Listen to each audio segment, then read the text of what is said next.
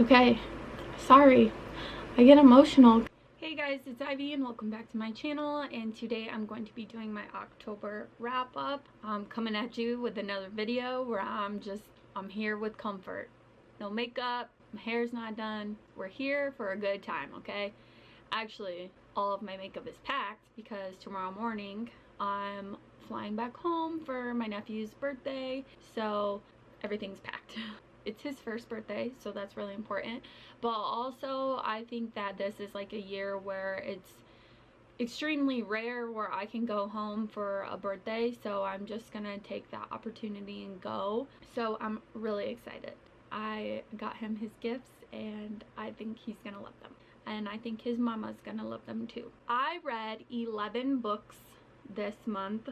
The first book I'm going to talk about, I'm going to put here, it's called Catherine House, and this is by Elisabeth Thomas. This is a dark academia book. It's an adult novel, but it can be read also as like new adult, little older YA.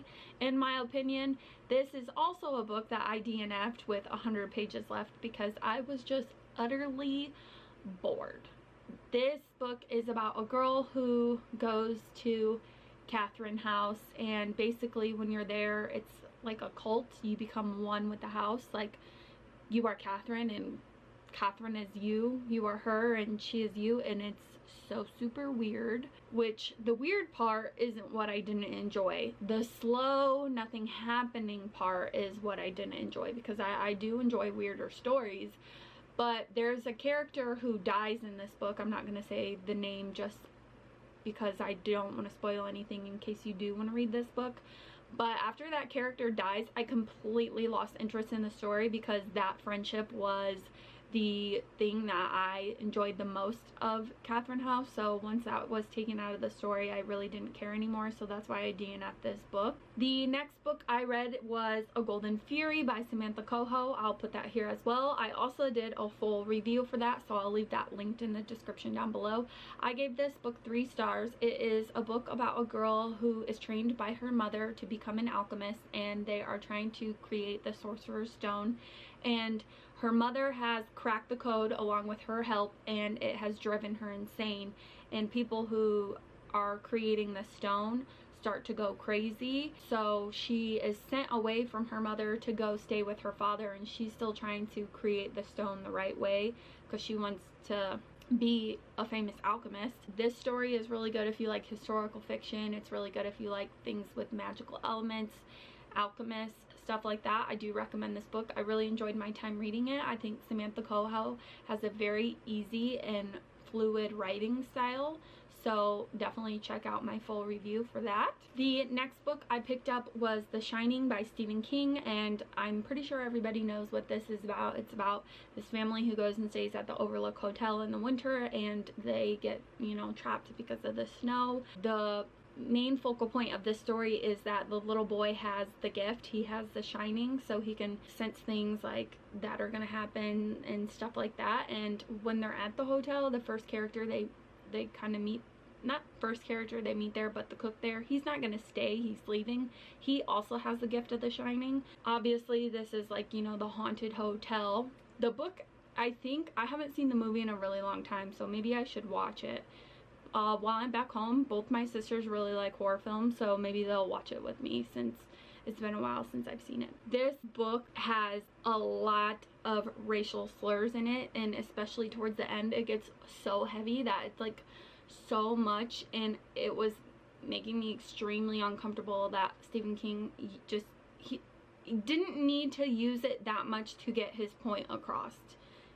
I didn't like that. I did only give this book 3 stars, and I feel like that's actually kind of generous, but that's because I did really enjoy the beginning, and the beginning doesn't have as much racial slurs as the end. The end is very heavy with it. I have like 1 or 2 more Stephen King books that I want to read, and then I think I'm done with his writing, and I'm saying I want to read those because I already have them, and like I was actively very interested in them, but I'm still debating if they're even something I want to read or just on haul. Then I picked up Magic Lessons by Alice Hoffman. This is the prequel to Practical Magic, and this is the story of Maria Owens in her her origin story and how she became the main witch and the curse of the family. I really enjoyed my time reading this. I would say this is like historical women's fiction with magical realism, fabulism elements, and I really enjoyed this book. I really enjoyed learning Maria's story and how the curse came about and what love did to her and how love changed her entire family, and watching her travel across. She goes into a boat to find the man that got her pregnant.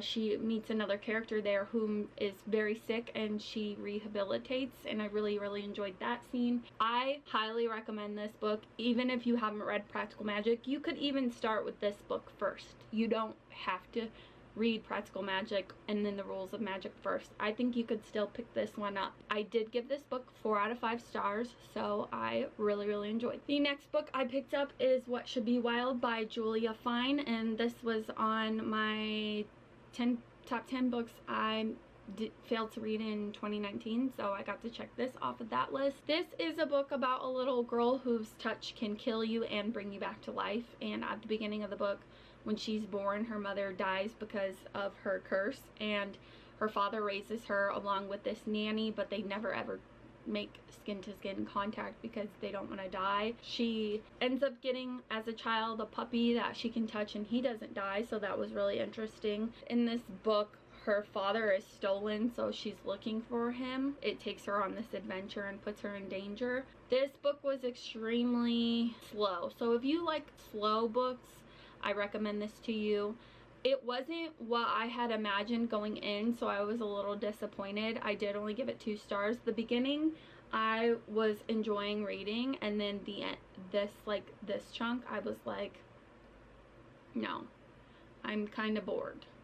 So that's why I only give it 2 stars, but I do think there is an audience out there that this book is perfect for. The next book I read was Greenlights by Matthew McConaughey, and this book is a memoir, but this book is also like kind of a really positive affirmation. It's all about catching the green lights, and sometimes that doesn't happen. Sometimes you're gonna catch yellow lights, sometimes you're gonna catch red lights, but when you see that green light, make sure you catch it. It tells stories about his life. He has journaled for I think like the last 36 years, and so he puts pieces of his journal in here, but it's really inspirational because you hear things about his acting career, and like especially with Dazed and Confused, like the most magnificent lines in that movie, like those are his real words. Like they're not, it wasn't a script. Like those are things that he would say. I thought that was really cool. I just really enjoyed hearing things about his life, and I think he's such a positive man, and this is a book I can tell you I can look back on and reread multiple times, because it's a book that will definitely resonate with you. It resonated with me. It was extremely powerful and beautiful, and his voice, I read this on audiobook. His voice was so soothing, and I just highly loved his energy, and it was so fantastic. I know my mom wants me to do an entire review of this book, which I kind of want to reread it again and do a full review. So if that's something anybody else is interested in, I will, I will do that. Just let me know in the comments if you would like a full review of Greenlights, because anybody can read this book. This book is perfect for anybody, and anybody can pull something from it, and it's extremely important to read, especially during this time where a lot of us are losing a lot of things, and we're stuck. We all feel extremely stuck. Like a lot of things are out of our power right now, and this book was just that shining light that I think we can all use, and I loved it. I loved it. 5 out of 5 stars. 100 million stars. It was so good. It was so beautiful. Matthew just did such an amazing job. And fun fact, I met him at the Cosmopolitan. He said hi to us and wished us a happy new year and asked us all how we were doing when we were making pizzas, and it was so cool. I was like, oh my god, Matthew McConaughey talked to us. Like, what? It was one of the coolest days, and we as a team, we were just so ecstatic. and we just had so much fun that day. That was such a good day.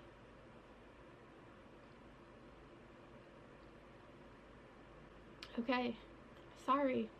I get emotional because I really miss work. Alright, also, the book was emotional, but it was also hilarious. Like, the stories he tells, like, the things that he went through, like, are crazy, but also really hilarious. He really will make you laugh, and I really enjoyed riding along on his journey, and I really recommend you pick this book up. The next book I'm going to talk about is Hoda's I Really Needed This Today, and I started this book last year in October, and I finally read every single day, and I finished this in October, and I give this 5 out of 5 stars. This book is about every day there's like a quote, and then Hoda tells like a little story for each quote, whatever she wants to add to the quote, like why it means something to her. And this is just a really inspirational story, and it's a quick pick-me-up, or, you know, even some of the quotes are about, you know, like being down and stuff like that. So I really love this, and I really recommend this. And she had a new one come out this year, so I'm thinking about picking that one up as well. I did it. I read Home Before Dark by Riley Sager. This was on my TBR for like 3 months, but I finally did it, and I really enjoyed it. I gave it 4 out of 5 stars. This book is about a girl whose dad writes a story about her and her family, who they lived in this haunted house, and they were there for like 21 days or 26 days or something, and they left and they never returned. And like, it's a really famous story. She thinks it was all lies, like it's like annoyed by it, but upon her dad's dying wishes, he tells her, whatever you do, do not return to that house. It is not safe for you. Well, he dies, and she finds out that he never sold the house, that it's now hers. He left it to her. And so she's like, I'm gonna return to it. You know, she's curious, but also she's she's a designer, so she's going to remodel the house, and creepy shit starts to happen. That's all I'm gonna say about this, because it is kind of a mystery. It's a, you know, it is a horror novel. I really enjoyed it. I read this when I was home by myself, so every time I heard a little noise, I was like, what was that? And then I was like, this book is doing what it's supposed to be doing. I'm a little creeped out. So I really enjoyed this. 4 out of 5 stars. The next book I read was The Dark Descent of Elisabeth Frankenstein by Kiersten White. This book, I got to page 139 and I DNF'd because I was bored. I didn't care about the characters. This was my second Kiersten White book. I DNF'd both of them. The first book of hers I read, and this one. I talk a little bit more about this in my Halloween reading vlog, so I'll leave that link down below as well. I think that if you like, I don't even know who to recommend this to. Honestly, I don't. I was bored. I don't have anything else to say. Like, that's it. I was bored. I didn't care. I'm sorry. No. The next book I read was Violet Bent Backwards Over the Grass, and this is by Lana Del Rey. It is a poetry collection, and I listened to this on audiobook because she narrates it herself, and it is very Lana Del Rey style. It is very vintagey. The production even sounds like, you know, like that like raspy record player sound, which I really enjoyed. I gave this like 3.75, 4 out of 5 stars. This is open for interpretation, so it's something I'd like to read again, because the first time I listened to it, I definitely felt like it was like a collection about desperation. So I'd like to see what I could pull from it if I listened to it a second time. So I did enjoy my time reading that, and I did like it. The next and final book I read in October was Alice by Christina Henry, and I also talk about this in my Halloween reading vlog, so make sure you check that out. This book is an Alice in Wonderland retelling. It is adult. It's very dark. I'm going to put trigger warnings on here for rape and assault because it happens a lot in this short amount of time. The characters that Christina Henry twisted, I really enjoyed, like the Dormouse, the Caterpillar, the Cheshire Cat. Really recommend this to you. I give it 4 out of 5 stars. The beginning starts off with Alice in an insane asylum, and the neighbor next to her, his name is Hatcher, and the asylum catches on fire and he breaks her out.